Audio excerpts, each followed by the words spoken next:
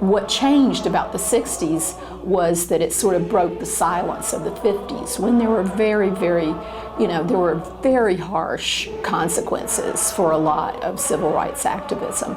But in the 60s, you had a younger generation, and Dr. King was best known as the leader of that generation.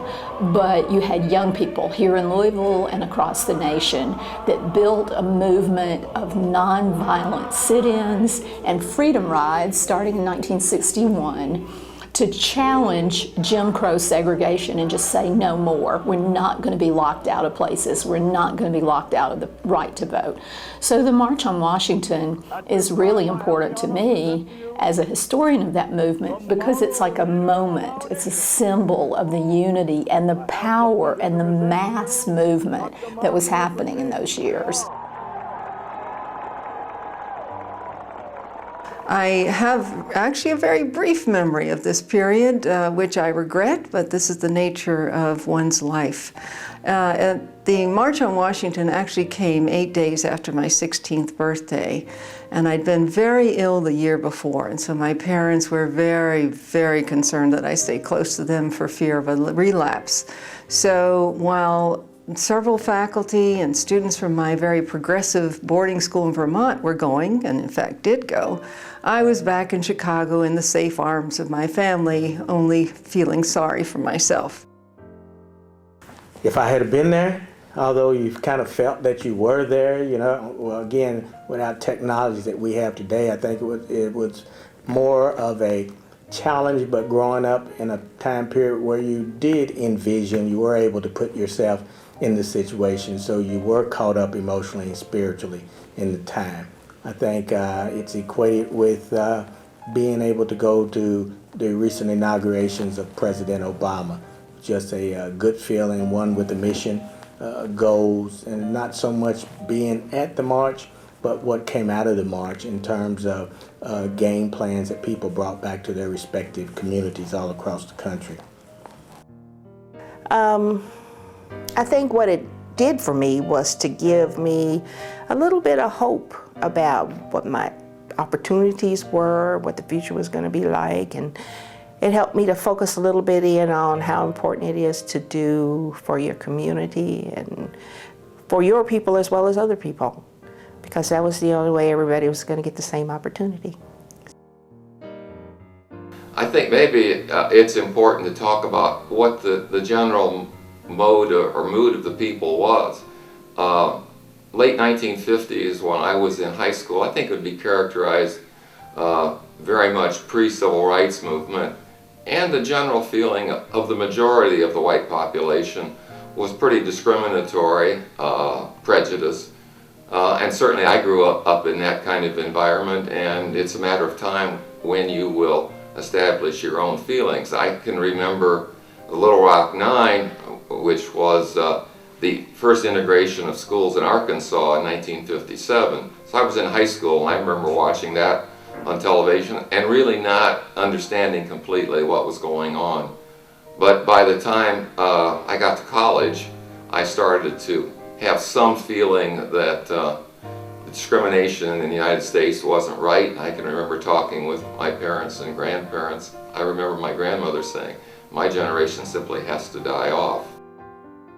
I recall my teacher telling all of us that this was such an important event, that there would be no classes held, and that we were to pay attention to the TV and look at the march, even though we could not and didn't have the resources to attend the march.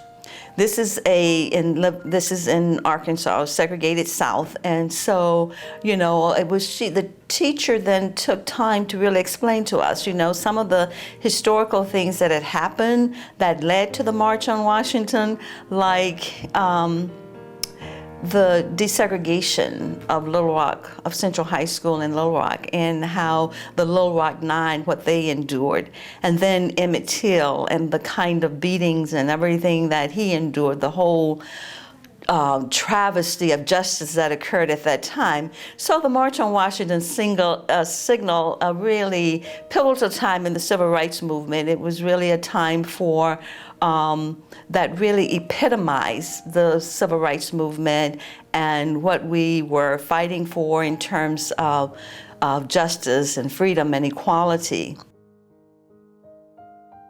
I think one of the really wonderful things about the March on Washington is that it was really something that was part of America because it was televised, and so much of it was shown across the country. And when you think about today, it's pretty remarkable because at that time you really only had ABC, NBC, and CBS. You didn't have 600 TV stations and the news channels and so forth. And I remember coming back, my parents were at work, I was by myself, turned on TV, and I was really sort of blown away by the event. And I'll never forget the magnitude of the crowd that was in Washington, D.C., 250,000 people. And there were white people and black people and people that were young and old and people of all different faiths, but they were all passionate and they were all excited about the march and what it could mean to our country. The other thing that was just amazing was Dr. King's speech. It was mesmerizing. He was a brilliant preacher and a brilliant speaker, and just not just the content but his delivery was truly inspiring. And I remember that day as if it were yesterday. And so I think it's very fitting for us at the University of Louisville to commemorate this very special event in the life of our country. I recall watching the March on Washington on a grainy black and white television set. I was 11 years old at the time, living in West Louisville with my family. I was riveted to the television set that afternoon, watching speaker after speaker advocate for social justice. Dr. Martin Luther King Jr.'s speech was the most eloquent, powerful speech I had ever heard. To this day, I've never heard a speech that has moved me as much as that speech did. I was too young to realize it at the time, but I was watching a very historic watershed moment in the history of this country. Thinking about where I was on August 28, 1963, and what I knew about the I Have a Dream speech, I was looking back, and it was a week before I started my freshman year of high school. And I lived in a small, rural farming community in Kansas, an all-white, non-diverse community. And I didn't really know anything. I don't recall seeing it on the news. I wasn't aware of that. And those issues had not directly touched my small town or my experience. And so I really didn't have any awareness of that. But later that year, in November, when President Kennedy was shot, our small town, everyone in the world was touched by this. And I became very much more aware of the significance of leadership. And of course, President Kennedy had earlier in the summer of 1963 given his own civil rights speech, and he was inspired by Martin Luther King, and he was motivated to make efforts to change civil rights dramatically. So back in 1963, I would have been about 11. I was one of those little kids that was fairly oblivious to everything that was happening in the world. And so this was such a huge event.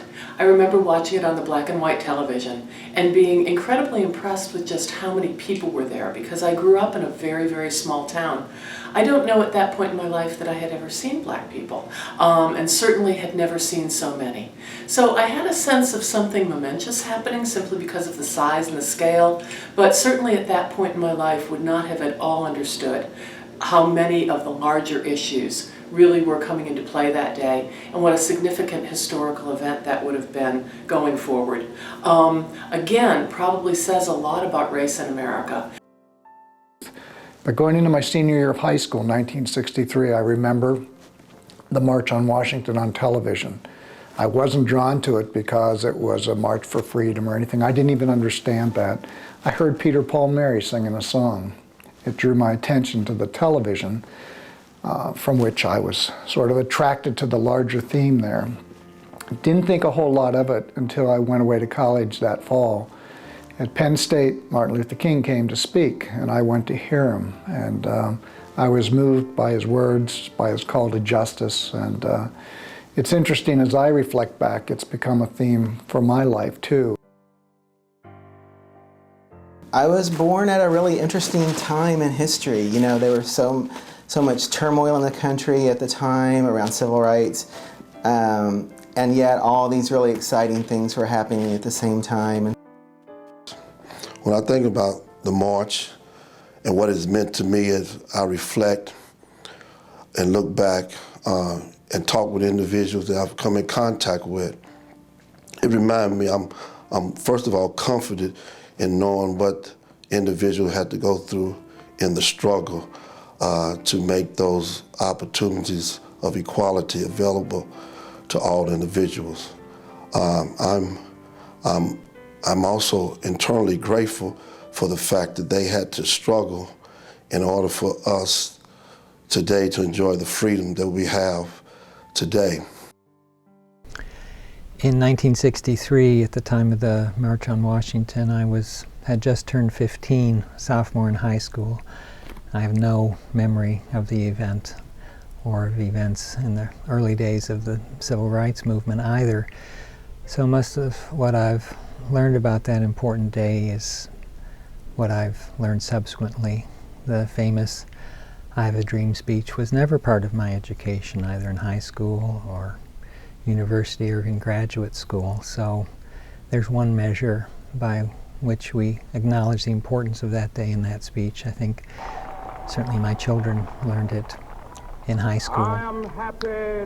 And it's interesting to me that the optimism and hopefulness of that speech has, in the minds of so many people, come to represent that day.